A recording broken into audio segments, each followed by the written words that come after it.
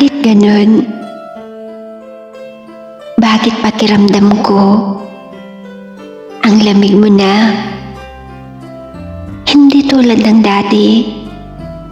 Kay init ng pagmamahalan natin sa isa't isa. Yung tipong wala nang makakapaghiwalay sa ating dalawa. Pero bakit? Bakit nag-iba ka? May mali ba? O sadyang ayaw mo na talaga? Hindi ko alam kung bakit sa lahat ng oras ay ganito lagi ang nararamdaman ko. Pakiramdam ko, pinagtsatsyagahan mo na lang ako na wala ka ng pagpipilian, kundi ang pakisamahan na lang ako. Magpanggap na gusto mo ako at magpanggap na mahal mo ako. Kahit ng totoo ay kinamumuhian mo ako.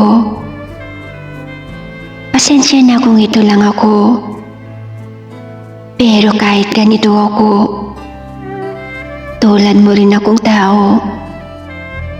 May nararamdaman din kahit papaano. Nasasaktan din ako ng palihim. Iiyak sa gilid. Kinikimkim ang sakit na dulot ng pasakit.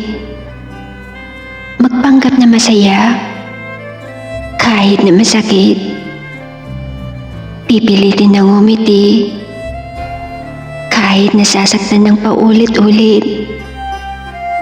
Dahil sa pagpupumilit na aking ginagawa, lalo lang pala akong nagiging kawawa. Ang hirap makisama sa taong ayaw kang makasama. Ang hirap maging masaya, lalo na kung hindi mo alam kung ano nga ba talaga ang tunay na kahulugan ng salitang masaya.